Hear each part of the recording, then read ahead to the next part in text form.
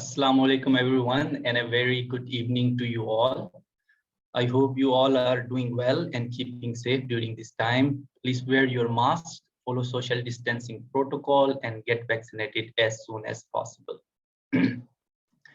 My name is Syed Asad Ali Shah. I'm an Education USA advisor based in Islamabad at the United States Educational Foundation in Pakistan, USEFP. I am a graduate of University of Montana, where I did my master's degree. I'm joined by my colleague advisors, Mashal Naeem Khan, Isma Aslam, and Raja Suhaib Jahangir. We welcome you all to the day 4 of our week-long virtual pre-departure orientation 2021, organized for students who applied to US institutions and are heading out in the fall of 2021. Congratulations to you all on receiving acceptances from a US university and working hard to get this far. This week, so far, we have conducted sessions on preparation and arrival, cultural adaptation and student life, and undergraduate classroom culture. Today, we have our session on graduate classroom culture, and we will be closing off our PDO week with a current student and alumni panel discussion tomorrow at 5 p.m. for undergraduate students and 6 p.m. for graduate students. As mentioned in our confirmation email that we sent out to you, we want to encourage your participation, which is why we have included a quiz at the end of our presentation. Next slide, please. Winners will be winning these fabulous prizes. We are giving away wireless earbuds, fitness tracker, and portable speaker. One participant can win one prize throughout the PDO week. A few housekeeping rules before we begin. The session will run approximately 1 hour. The session is being recorded and will be posted on Facebook at a later date. Questions will be answered towards the end of the presentation. Please use the Q&A box to leave your questions. The question for today's quiz is taken from today's presentation, so make sure you are listening to us and our speakers very carefully.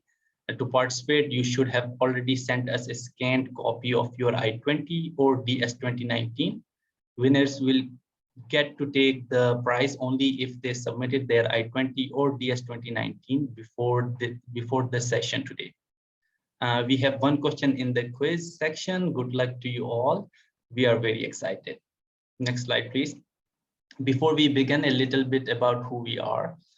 We are Education USA Pakistan. Education USA is a global network under the US Department of State made up of over 425 international student advising centers in more than 175 countries. We are your official source to US higher education through Education USA advisors, working with advisees to provide updated, comprehensive, and unbiased information on higher education in the United States. In Pakistan, we are part of United States Educational Foundation, USEFP. Next slide, please. USEFP is the Fulbright Commission in the country. USEFP promotes mutual understanding between the people of Pakistan and the people of United States through educational and cultural exchange. We have offices in Islamabad, Lahore, and Karachi, but are available for any student that needs support or advising throughout Pakistan virtually through email and call. Given the current COVID-19 situation, Education USA Pakistan is completely virtual, so you can easily access our advising services and sessions online. Other than advising, USEFP also has a programs department that administers multiple fully funded programs, including the Fulbright Scholarship, and has an authorized prometric testing center at all 3 centers. You can find more details on our website, www.usefp.org. Next slide, please. Coming back to our session today, as mentioned, our topic under discussion is studying in the USA, graduate classroom culture. And to present on this, we have special guests, professionals in this field, Ms. Lynn Larson, Director of Student Recruitment, College of Engineering at the University of Texas at Arlington, and Ms. Sarah Noppen, Director of International Admissions at Florida International University. A quick note before I hand over to our speakers, we will be taking questions at the end of the presentation. For your questions, please drop them in the Q&A box. Please try to cater your questions exclusively for this session, that is graduate classroom culture. And now over to Lynn and Sarah to start today's presentation. Great, thank you. Thank you very much for that wonderful introduction. I am Lynn Larson. Nice to have all of you with us today. I am going to be beginning with a little bit about, the American college system and kind of the American education system in general. Starting at about age 5, students would enter primary school, then go on to secondary school, which would be senior high school, and then enter post-secondary education, which would be college or university. In the United States, we use the terms college and university interchangeably, though there are different kinds of colleges. You may have heard of a community college. That is a 2-year pre-university school where you can take your general education and pre-major requirements in a smaller college, usually closer to your home here in the United States. It's also less expensive than attending a 4-year university. They also do a lot of technical training and vocational training. So it really does exist to serve the community. A 4-year college, there are many different kinds. There are liberal arts colleges and art schools and universities that offer an array of degrees. Usually a college will offer master's degrees, but not PhDs. Whereas a university mostly will offer many different bachelor degrees, master degrees, and PhDs. And institutes of technology are specialized schools that really teach the technological side of an education.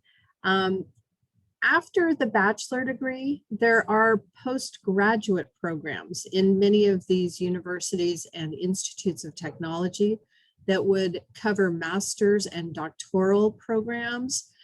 These require comprehensive exams, which I'm sure many of you have taken or thought about taking pre-COVID, GREs, GMATs, things like that. Some master's programs require a thesis. Almost every doctoral program requires some coursework.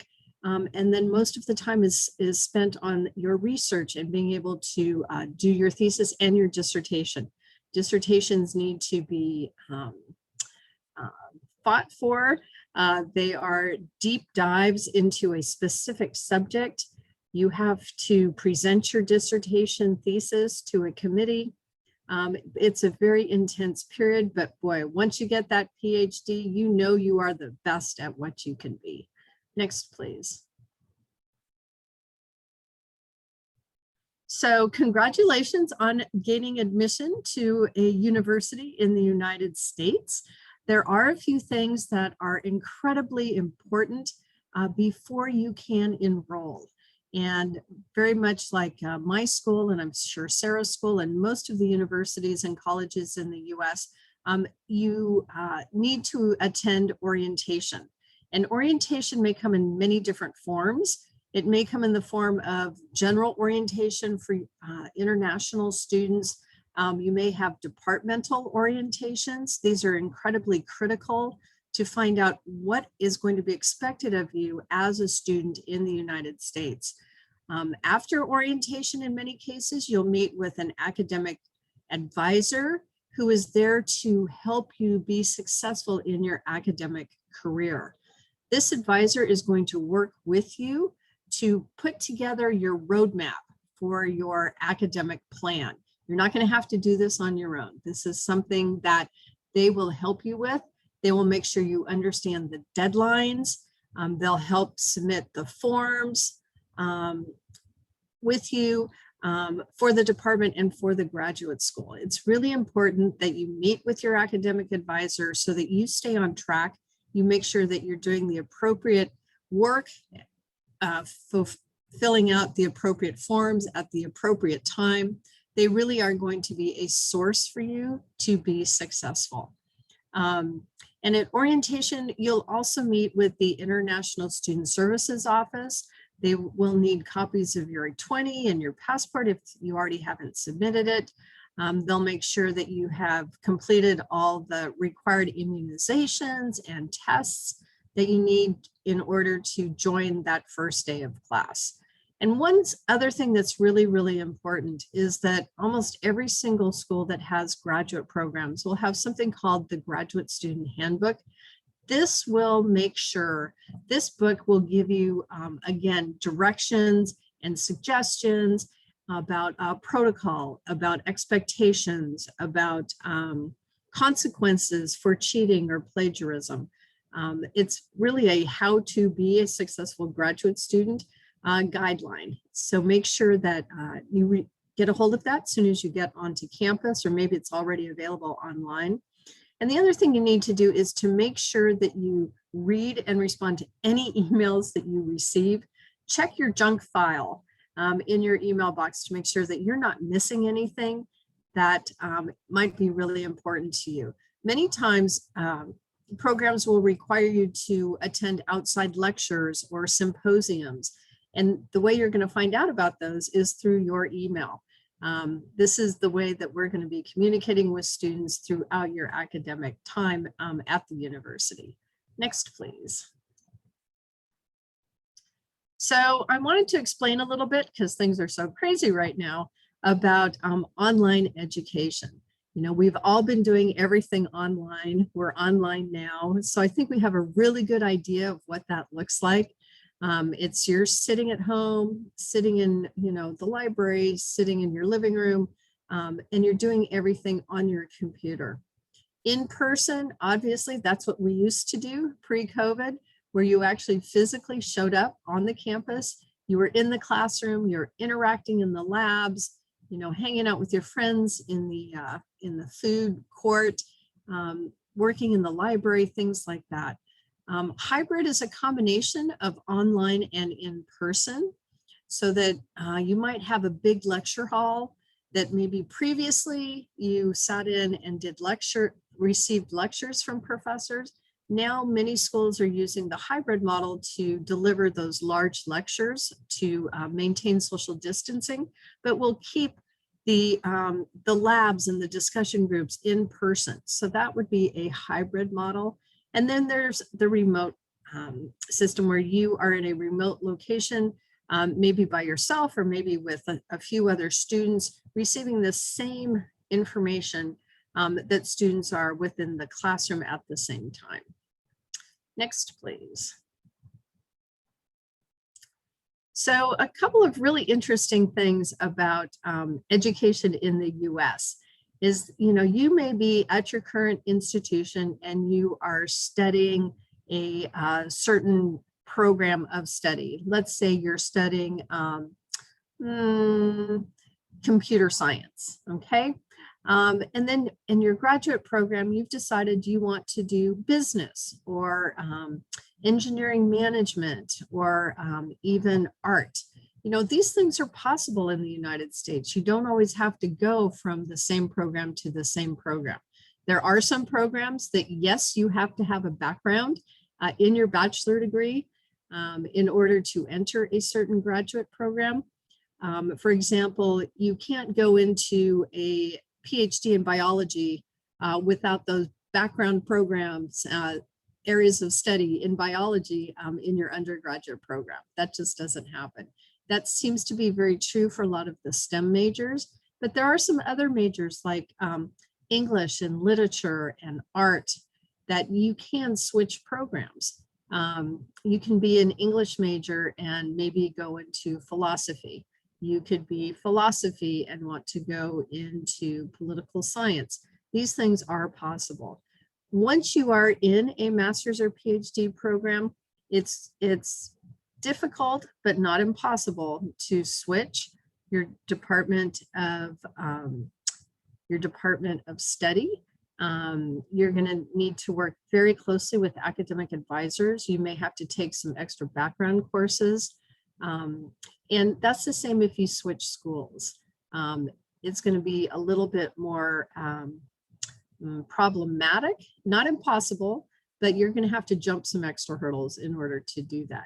At your new institution, you know, making sure that you understand what the application process is, what are the deadlines, what documents are needed. You will have to provide transcripts from every single school that you have ever attended, even if you didn't complete a program of study. As long as you received a grade or a mark in a class, you would need to submit those transcripts. And also you're going to be working with that new academic advisor to make sure that they are awarding you and recognizing those transfer credits, whether those transfer credits are from a school in Pakistan or another school in the US or the UK or anywhere else in the world. So it's not impossible to switch programs. It's just not very common at the master's or PhD level. So just be aware of that. Next, please. So some really, really important offices on the campus that you want to make sure that you avail yourself to. Number one, the library. Many schools will have a main library, maybe a couple of main libraries. At the university I went to, there was a library specifically for undergraduate students and a library specifically for graduate students. But then there was also departmental libraries or college libraries. Many large universities break down into what we call colleges, but we're all on the same university campus. So at my current institution, UT Arlington, we have the main library that is going to be open again in the fall, 24 hours a day, 7 days a week, except for the winter holiday. But then many colleges and departments have their own libraries. There's an architecture library. There's the engineering and science library.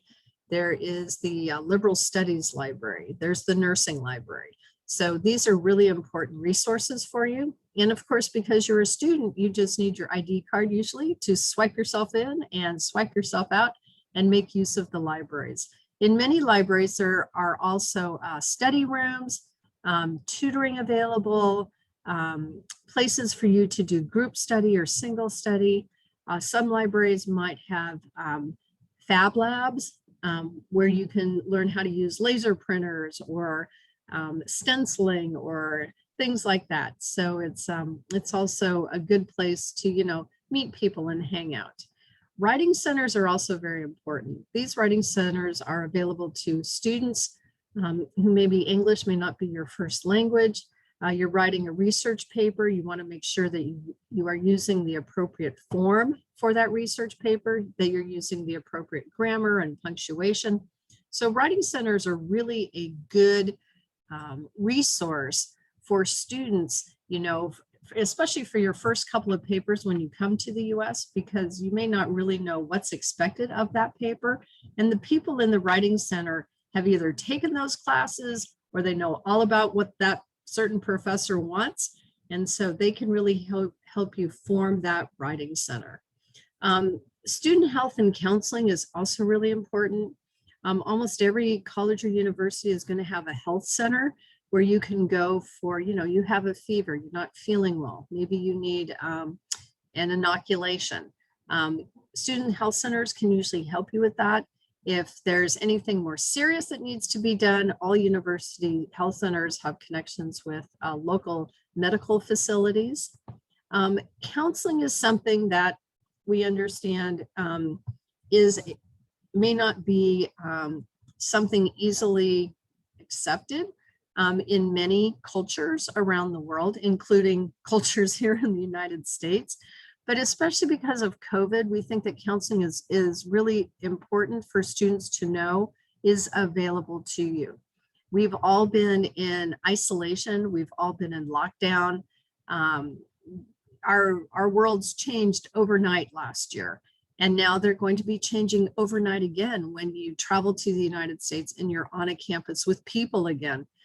That can really be a culture shock, and some students may feel wary of going out and being around so many people. Some students may question their decision to come and study with a bunch of people. So counseling services can really help with homesickness and the feeling of, am I doing the right thing? There are individual sessions, there are group sessions, but this is something that we are really encouraging students to know about because we're all kind of working in a brand new world again, and that can really be a shock to the system. The other important office that you're going to want to know about is the International Student Services Office. They will help you with any I-20 issues you may have. You're going to need to have your I-20 signed when you want to travel outside of the United States. They can also help you with,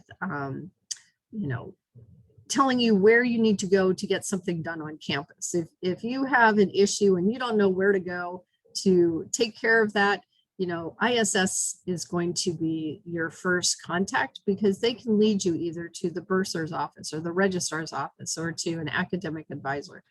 This is a really important office. They also offer a lot of cultural events and fun things.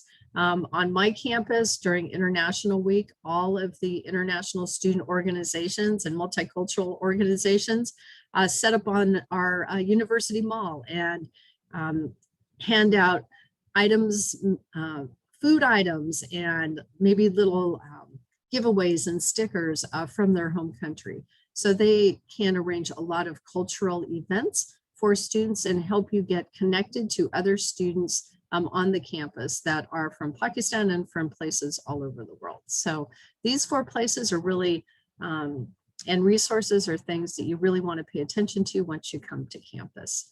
Next, please. So communicating with professors. I know when I was a college student, I was a little intimidated by my professors, but as I went up in years in my undergraduate and further education, I realized how really helpful they are and how much they really, really want to help students. Office hours and contact details of your professors are going to be in every single course syllabi. You are definitely going to want to read through that syllabi so that you understand it that first week of class. Do pay attention to the office hours and the contact details. Some professors only want to be contacted by phone, others only by email, sometimes only by text. So pay attention to the way that the professor wants you to communicate with them. Email etiquette is extremely important. You need to be succinct. You need to have, dear professor, I have an issue with ... Can we meet so that I can better understand what's expected of me? Things like that. Be professional. Use complete sentences. Don't write in text language.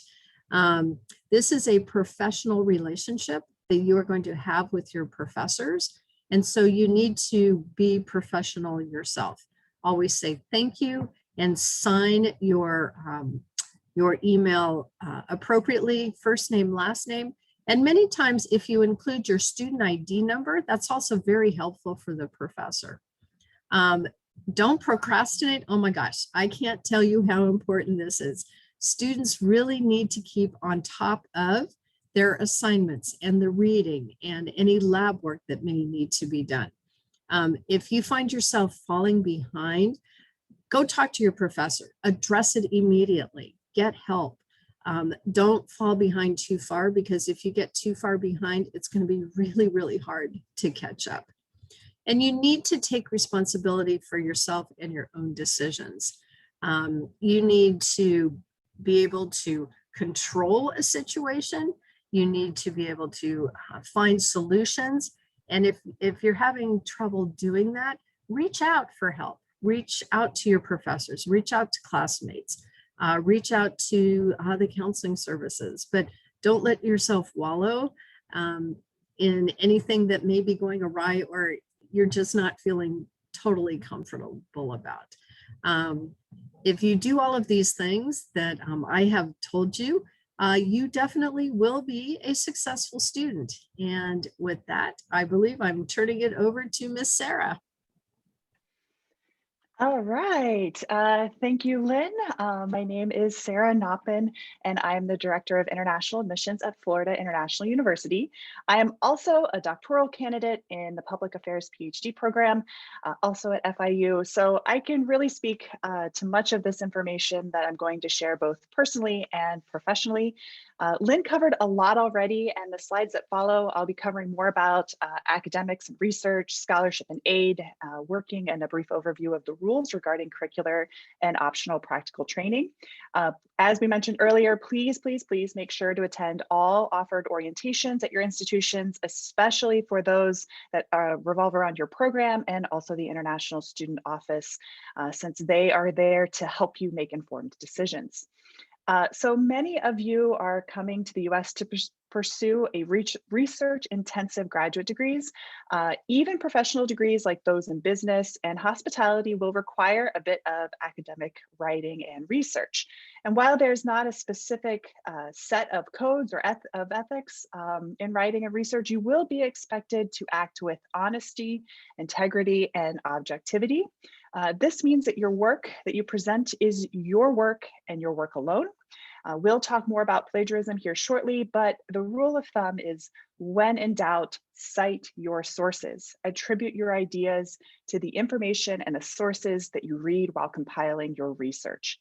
Objectivity refers to the research that you do, really and aligns with honesty.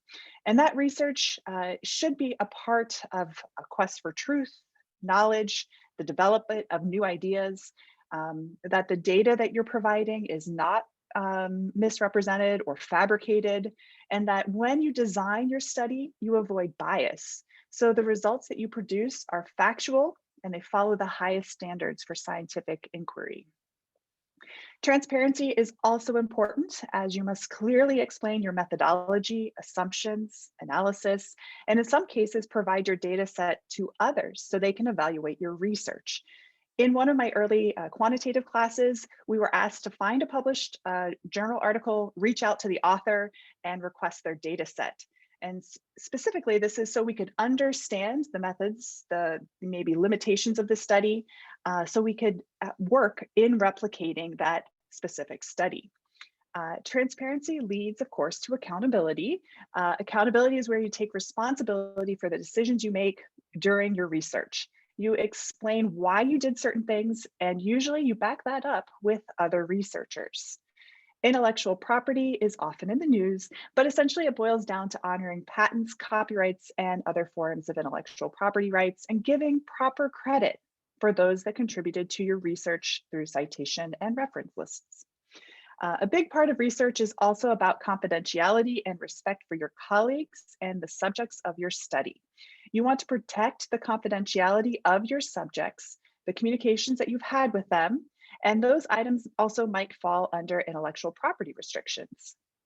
You will encounter many of these ideas as part of a qualitative research course or classes that deal with human subjects, as you must take an online course and go through your institution's Institutional Review Board, or IRB for short, for any research that involves human subjects. The idea of the IRB is to ensure that you work with human subjects, that your work that you do with them minimizes any harm to those subjects, those participants, and wherever possible, maximizes their benefits in participating in your study. It is a rather long and drawn out, very rigorous process to receive IRB approval, and I can certainly attest to that right now as I'm in the middle of it for my dissertation, but all of this is to ensure that you follow a code of ethics when developing your research, when working with human subjects, and when creating your study. Next slide. US institutions are very serious about academic honesty and integrity. We've already, of course, touched on some of this as part of the Code of Ethics for Academic Writing and Research, but I'll give you some quick definitions for those items to make sure that you don't accidentally engage in any of the academic dishonesty listed here. And you will find much of this information as part of an Office of Student Conduct and Integrity, or you may also hear it called Student Judicial Office, or something like this at your institution. Academic dishonesty is a blanket term for pretty much everything that follows on this slide. Bribery, of course, should be pretty clear, but it does include offering money an item or service to anyone other in order to commit academic misconduct. Cheating is a very, very broad group of misconduct violations, and it does include any authorized use or any assistance unless it is explicitly authorized by the course instructor. This also includes assisting another student or having someone else complete an assignment for you, whether it's paid or unpaid. Commercial use is the selling or uploading of course materials to another person, student, or third-party vendor without the express written permission of the university and the instructor. Complicity is the planning or acting with one or more person to commit any form of academic misconduct together. Falsification of records is the tampering with or altering in any way of the academic record used or maintained by the university. And finally, the big one, plagiarism. Plagiarism formally is the deliberate use and appropriation of another's work without any indication of the source or assisting another student in using another's work or passing it off as your own. Now, most students do not intend to plagiarize. But if you are under stress, have nearing deadlines, and certainly this will occur, you can easily end up plagiarizing by mistake. For instance, in my research, I will often copy and paste sections of text from articles with their citations into my paper as I begin to outline.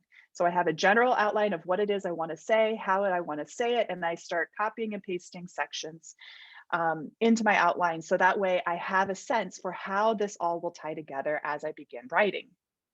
Now, what I'll do is I'll read that piece, I'll think about it, I'll rewrite it in my own words, utilize that citation, and delete that section that I copied and pasted earlier. Now, if you are running out of time, if you're tired, you're not paying close attention, while you're writing a 20-page research paper, you can certainly accidentally forget to rewrite that text, or worse, you accidentally delete the citation and suddenly you've plagiarized. So definitely do not do that. It can very easily happen and you don't want it to happen to you. You will likely see plagiarism statements on all of your course syllabi and throughout course material. The university definitely takes this very seriously and will often ask you to upload essays, term papers, research papers to third-party websites such as turnitin.com.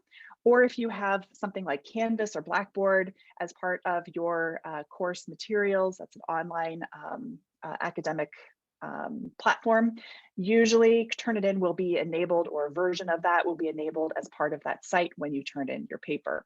The website reviews your work and it determines, especially if the professor has enabled this feature, it'll actually highlight areas that the company has determined that you've used others' work. It'll include things like reordering sentences without proper citation. So if you read something, make sure that you write it in your own words rather than reordering a sentence. The company will also provide you with an originality score or similar kind of metric. And I'm really just sharing all of this to simply say, cite everything. Cite absolutely everything if you are uncertain or in doubt, or take it to the writing center and ask them for assistance. And then also at the PhD level, you will begin to write a lot of the same general themes throughout much of your work, especially if you understand and know your dissertation topic early on. So in those cases, when you've already turned it into turnitin.com for another class and you want to cite something that you previously stated, make sure to cite yourself, and your professor and the writing center can help you understand how best to do that. On to the next slide. Everything I've shared so far will usually be included in a student code of conduct or an honor code, which, as mentioned before, will be housed within, usually of course online, within the Office of Student Conduct. The Student Conduct Code is really a full compilation of all policies, regulations, and rights that you as a student of the university should abide by. It will often give you a precise definition, and very similar to those definitions that I've already provided, since that's where I got it from, included as part of academic dishonesty and how, if you violate any of the academic honesty policies or other policies, how it will be addressed. The honor code is primarily there to promote integrity and personal responsibility. On to the next slide. We'll shift gears a bit. I will briefly touch on scholarship and financial aids. Assistance. Most of you, as part of your application and admission process, will have already been granted a scholarship or other assistance if it was available and you met the requirements. Most often, students will arrive on campus with such funding, but if you do not qualify during the admissions process, you can still seek out scholarship opportunities through your university scholarship office, through the graduate school at your institution, and perhaps also your program will be aware of scholarships and grants that you may apply to that are both internal or departmental fellowships. You might also consider graduate assistantships, teaching assistantships, or research assistantships with other offices on campus. My office has a graduate assistantship, as do a possibility, as do many other offices on campus. And while you may not be getting direct research experience, you will often get a wider view of the university and its functioning, or if you're particularly interested, say, in global affairs or something like this, you can work for the main global office and work with delegations and welcoming those that are coming into the US, doing preps and briefs on institutions or on countries that are coming to visit the university. So things like that. It's just a different type of graduate assistantship than you might receive within your specific department working with a professor. And they can also be applicable to business and humanities students, maybe students that are not necessarily looking for specific research experience. Other funding is also available. That might be in a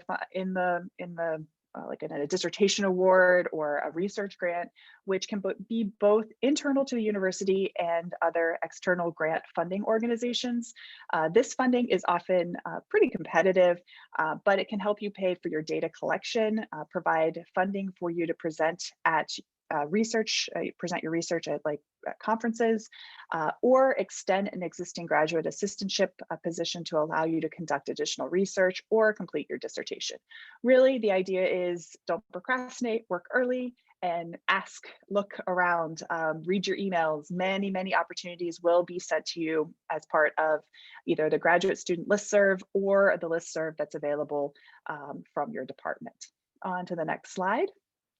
So graduate assistantships and student employment all really fall into the same category, as a GA is just simply a particular type of student employment.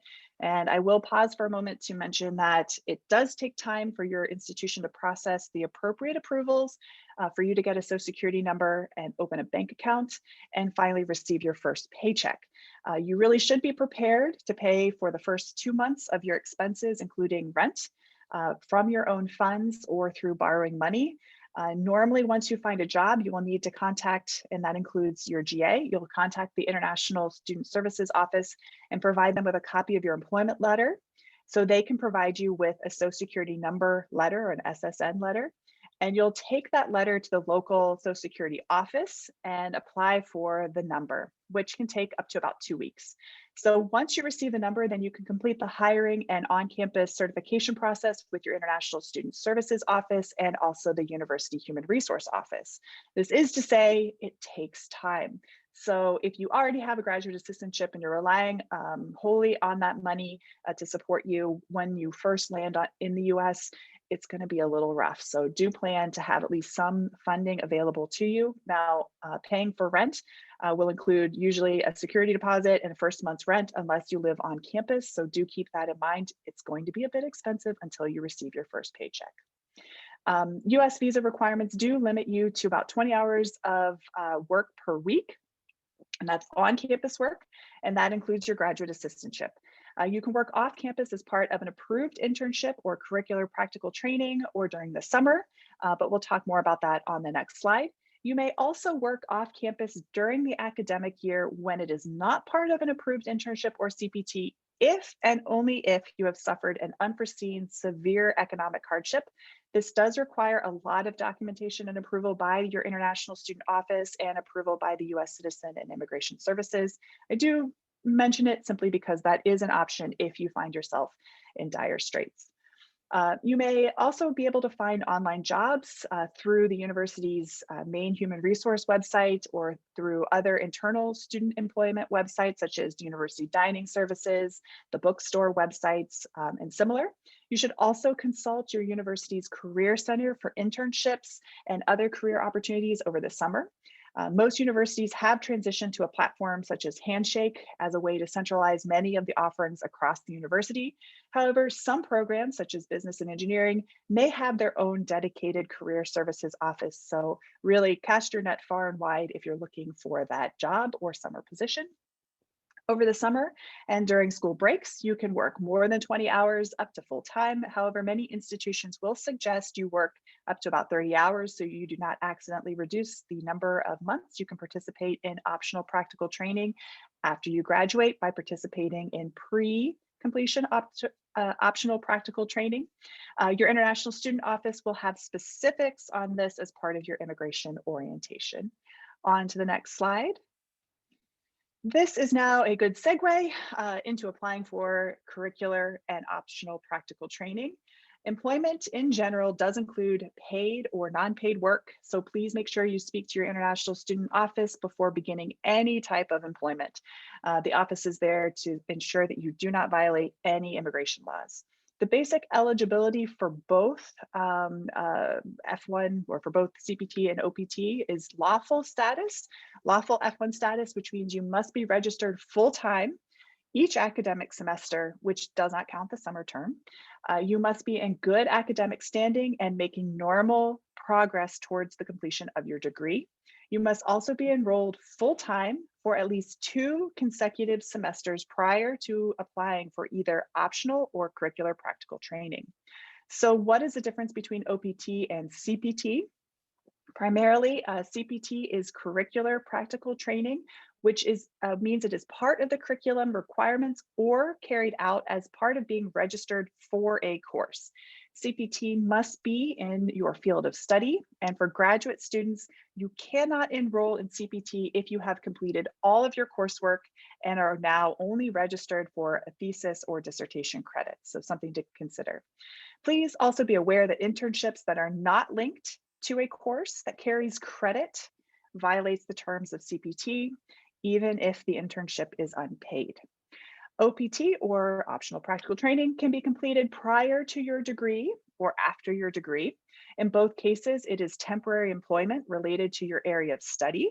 Eligible students can apply to receive up to 12 months of OPT employment authorization.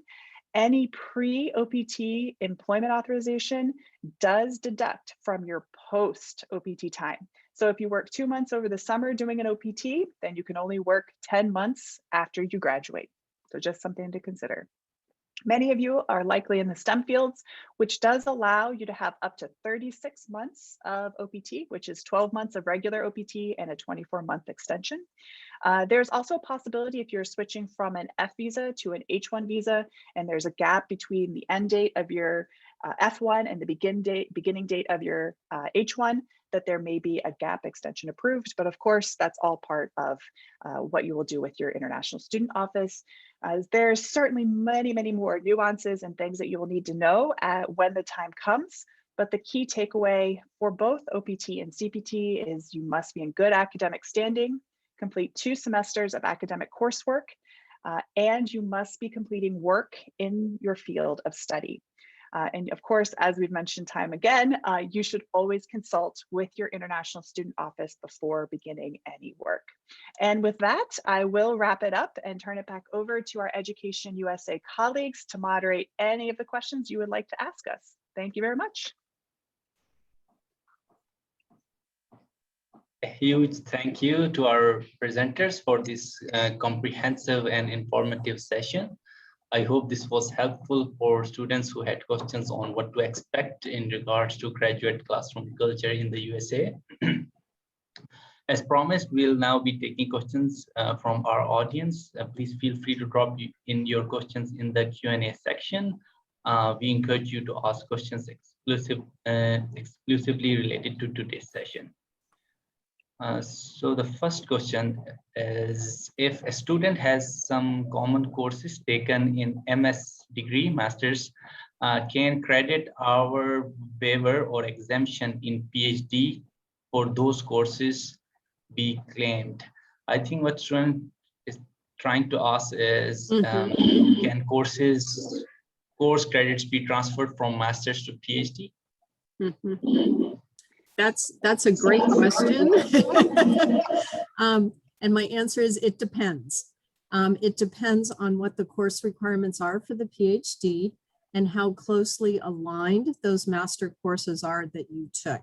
Sometimes it's possible, sometimes it's not. And this is why you're going to work with your academic advisor in order to get that all figured out and straightened up as you begin your PhD course of study. Sarah, you have anything to add to that? Yeah, for the most part, yes. And this also includes if you're completing like a master's en route to a PhD, or you're completing a PhD and also want to complete a master's within the same program, within the same institution. There are limits to the amount that you can claim, and usually that's like 9 or 12 credit hours. It'll depend a lot, like Lynn said, on what you've taken in the past and how those apply. Thank you. The next question is, how should one go about choosing one's research advisor? What attributes should one look for other than common interests or expertise? I will take that one. Since people have a lot of feelings about this, I can definitely tell you that that's the case. So I'm going to assume that you've chosen the program that you've chosen because they already have an interest in your area. They're already doing research in your area. So really, by meeting as many faculty as you can early on, asking for a meeting, seeing if you kind of vibe with someone. Certainly, I tried to find someone that was really significantly stronger in quantitative research methods, since I'm good at it, but I definitely need some guidance, especially if you're going to do something kind of more unique when it comes to your methodology. So I first reached out to a faculty member who I had as my quantitative methods, and it wasn't going to work. And I think he knew it too, because our personalities were so divergent that I'm far more like bubbly and happy, and he's very like straight-faced and direct. And so really it's also about like how you interact as humans, because you need to be able to have open and honest dialogue. You need to be able to ask for help. You need to find someone that's supportive of you, and someone who's going to be a champion and a cheerleader, because often what will end up happening is your committee of, especially for PhD, your committee will be composed of 4 to 5 researchers, and they all have their own personalities and internal conflicts that you maybe don't know anything about. So first finding that main advisor, and then from there, having that advisor work with you to find the other people that can benefit and work with you to meet your end goal of reaching your either thesis or your dissertation. So first one, personality fit. Make sure that person you're going to be wanting to work with, who's also perhaps someone that's, doing specifically the research that you're interested in doing. Thank you, Sarah. Lynn, would you like to add something? Lynn, we couldn't hear you, sorry. I concur. It's really important, not only do you find someone who has your similar interests, but the personality thing makes all the difference in the world. And you really want somebody who's going to be there supporting you and, helping you move forward and not holding you back. Thank you. So the next question is, my monthly PhD payroll, it requires me to have a social security number. Can I initiate the process to set up my SSN while in Pakistan? No. Not possible. All right. So we'll go to the next question. Is work allowed on J1 visa? What are some work opportunities for J1 students? I believe it's the same. Lynn, you can correct me if I'm wrong, but J1 and F1 requirements are very similar. So I would reach out to your international student office just to confirm, but it should be the same. So you should be able to work as a graduate assistant, work as a student employee, all the same things we covered should be exactly the same. Right. There may be some stipulations from your sponsor side in Pakistan on that. So that's something else that you would want to pay attention to. But for the most part, there are no differences. And thank you. And going back to the previous question, so what steps should do students need to take once they're in the US in order to apply for SSN? So the first is having a job offer, and then you take that job offer to the International Student Office. They will issue you a Social Security letter, which says, you're a good standing international student. You are eligible to apply for an SSN, and you take that letter to the Social Security office that's available there locally. And apply. It's pretty straightforward. You'll just bring all the documents required. Usually that's your passport and the letter of employment and this SSN letter, and then they will process it in about 2 to 3 weeks. Lynn, is there anything that I'm missing as far as? I don't think so. You just have to, like Sarah said, you have to be able to support yourself until you're done with that SSN process, and then you can start work. And then wait for your first paycheck, because you're also going to have a bank account. So all of these things kind of fall in line, but just make sure that you have enough money to support yourself for the first couple of months. Yeah, and most institutions will want you to do direct deposit of your salary into your bank account. So it'll take a little bit of time once you have your SSN to set up your bank account, to get like the check and the routing number and all of that, so you can send that to your HR office. Thank you.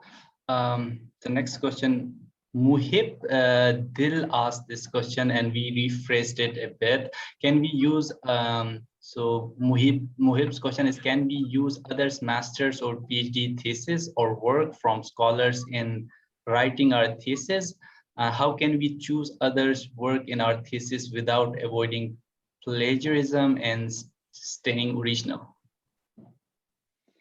Yeah, so you can use others' work. You have to cite it.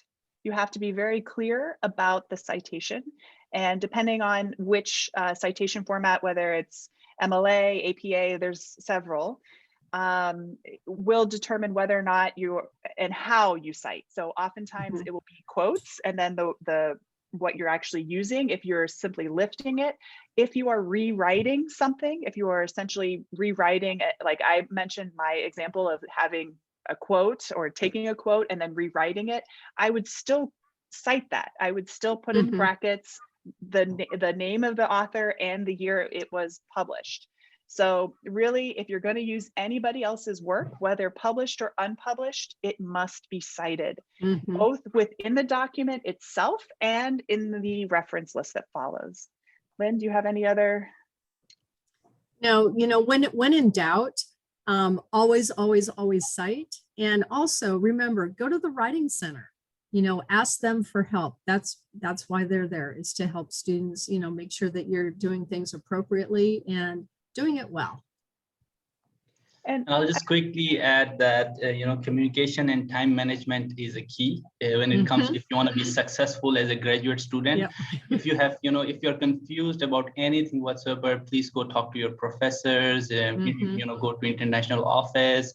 And whenever you are writing anything and you're not sure, what to do before you submit, please go talk to your professor. Yeah. And as far as, I think the question also had like a percentage or something of like how much of a percent could be, considered appropriate. And I would suggest that if you're doing something that's in a literature review where you're essentially going through all the previous literature, that is far more acceptable than if you're discussing your methods, your approach, your data, the results of your data, all of that. If then you're starting to use other people's work, then what are you contributing to the literature, right? What is your original research? And that's what's going to be questioned. So that's another point to consider. Thank you. Lynn, sorry, were you about to say something? No, I'm good. Okay, thank you. So the next question is, what's the procedure for opening bank account for J1 visa holder? That's a great question. Your International Student Services Office will walk you through that during orientation. You're going to need your passport. You're going to need your identification number. You're going to need, proof that you are a full-time student. There's a couple other documents. I'm not 100% sure what they are, but they will help you and recommend, the local banks that have ATM machines right on campus or right next to campus. So that's something that the International Student Services Office will definitely help you with at orientation.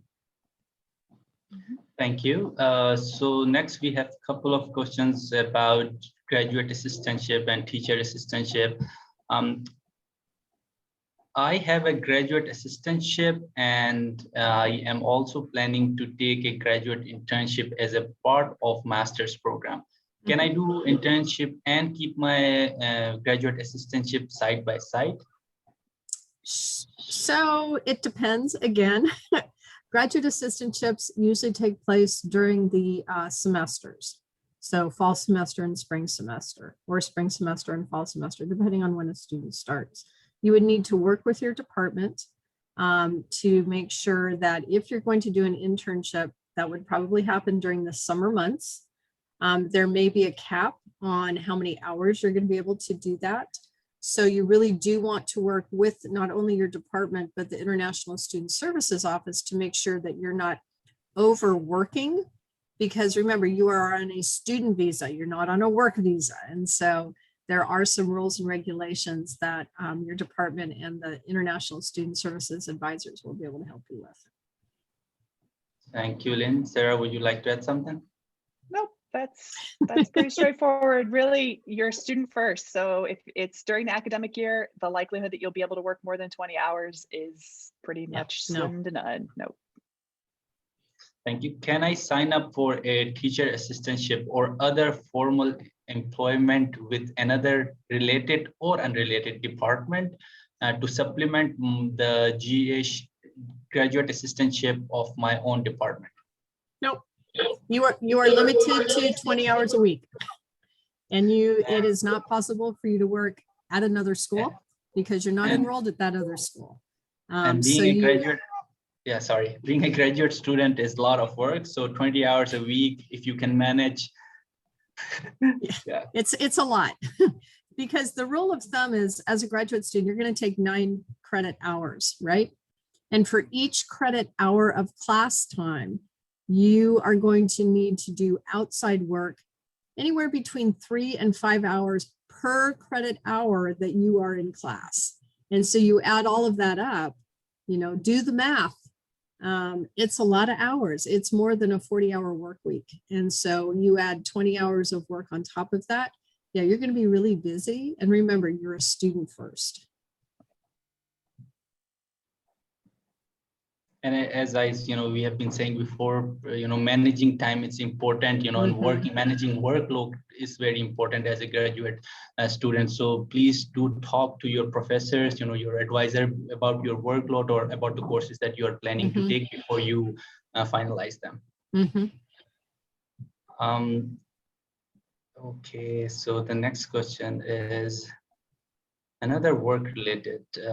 Can we work as freelancer alongside our graduate assistantship?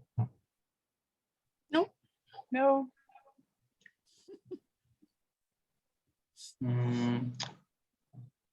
Okay, so responsibilities of teaching assistant, is there going to be a training to familiarize us with the work? Oh, yes, absolutely. We're not throwing you in a classroom without any training. Trust us.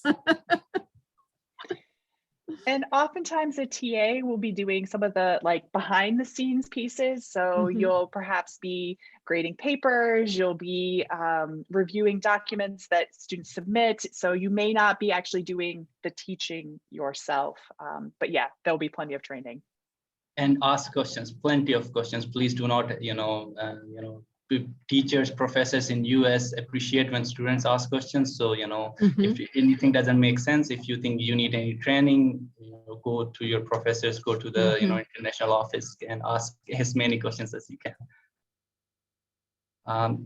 If someone has already completed his or her PhD course work here in Pakistan, is it transferable to US university? Well, we kind of, oh, sorry, Lynn. We kind of already answered this, and it really will depend if what you've done in Pakistan is similar to what you're doing here. And also there are always limits, the number of coursework that you can complete that can be brought in. So that is really 9, maybe 12 credit hours. It can always depend, but for the most part, you're going to still have to do significant amount of coursework here in the US. Do you have anything else to add? The other thing that I would say is go ahead and finish your PhD in Pakistan and then apply for postdoc research opportunities at universities outside of Pakistan if you want to have that experience. I mean, transferring credits in a PhD program is really problematic and very, very difficult.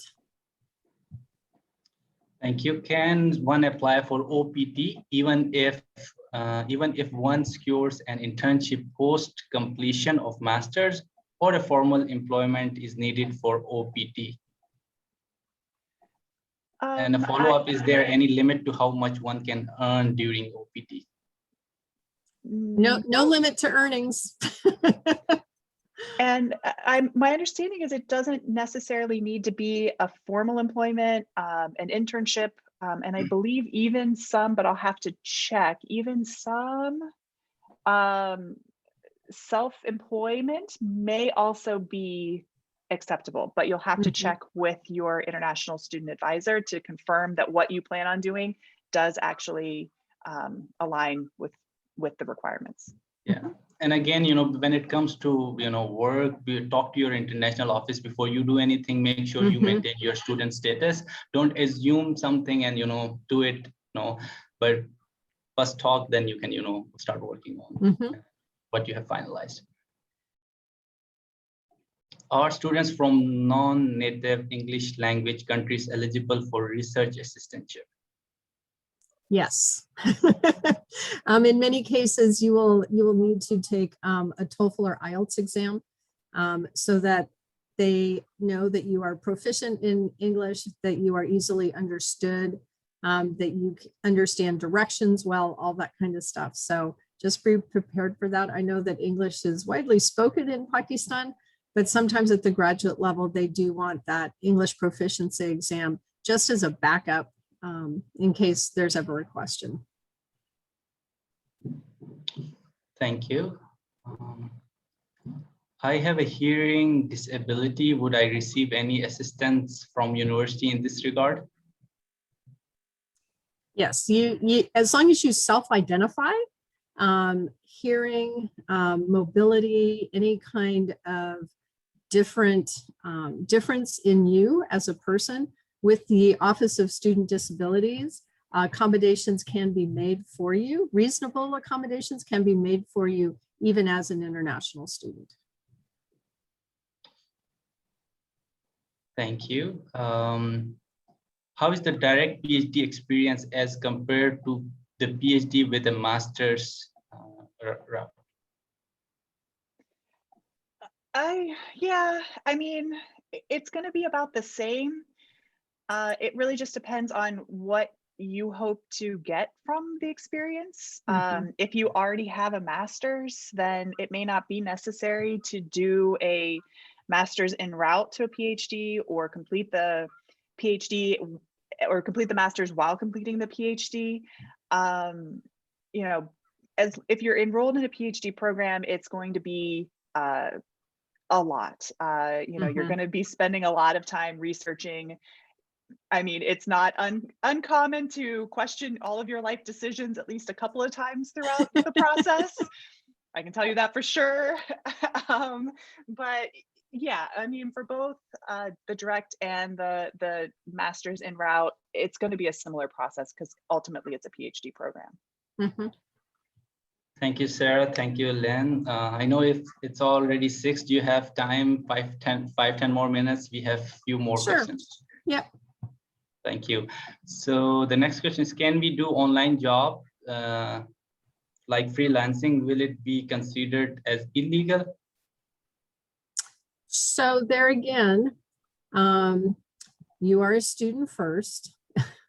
Any job that you do get really needs to be vetted and kind of gone over by the International Student Services Office to make sure that what you're doing is legal and will not harm or hinder your student visa status. Thank you. How many credit hours can I take in a semester? At usual, how many credit hours can one expect if a doctoral student already having a master's degree? 9 credit hours. Yep. Do not take any more than 9 credit hours. That's 3 classes. Don't do it. You may think that you can do it, but you will have no life. You will sleep. You will not sleep. You will barely eat. It will be awful. Do not take more than 9 credit hours, especially if you're in a graduate assistantship. I'll just quickly add, I thought I could do 15. I thought I could do 12 and a 3 credit hours internship. I was wrong. That's why I was saying before, please talk to your professor, talk to your advisor before you, take any courses. 9 is a lot of work as an international student. So please communicate with your professor before you take any courses. If a student duration of PhD exceeds the F1 visa date, 5 years, then what can the consequences or how the visa extension could be expedited? So that's a great question. So there's a difference between your visa and your I-20. Your visa is your ticket into the United States, okay? It's your ticket in, right? And as long as you stay in the United States, and as long as your I-20 is still active and in force, your visa can expire as long as you don't leave the United States and you can complete your term of study. If your visa expires and you leave the United States and you need to come back to complete your course of study, then you would need a new visa. But your visa is your ticket in, okay? It has nothing to do with your course of study or your I-20. Thank you. What are the most important steps to be taken taken just after the arrival at the university for the first time? I think we have already talked about it. I'll start, please talk to go talk to your international office, go to your professors. Sarah and Lynn, would you like to add something? Orientation. You have to go to orientation. I think the last question is, what's the purpose of qualifying examinations?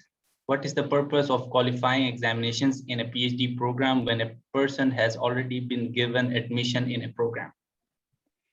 So oftentimes, oh, sorry, Lynn, did you want to? No, you go ahead. Okay. So oftentimes, as part of the completion of your coursework, you will be given a qualifying exam or a comprehensive exam. That is to determine that you have understood what you've done and you can demonstrate that. So that will be primarily what a qualifying exam during a PhD program will be. Now, some programs will do that in the form of a research paper or the first 3 chapters of your dissertation, because that is one way to definitely demonstrate that what you've learned. But others will do it as a normal exam. So you'll have specific questions that you'll have to respond to, or an article that you'll have to read, and it'll be in a time situation. So it will really just depend on your program and how they process the difference between coursework and then the next phase, which is your doctoral candidacy. Thank you. I know I said last one, but another just came in. So this will be the last question. I know we are already 9 minutes over. I am a J1 student. My country would fund me for 5 years. If I didn't complete that degree in 5 years and need another year to complete, then what will I do? You will have to work with your sponsor. Yeah, I would also say you'd work with your department as well, Mhm. and also the graduate school. Oftentimes there will be dissertation fellowships and awards that will be given because by 5 years you should be done with your coursework and have completed about 1 year worth of your research. And at that point, maybe you're starting to write your dissertation. So at that point, usually your department will be completely invested in you and want to see you succeed. So they may offer additional funding to you to help you complete that last year. Mhm.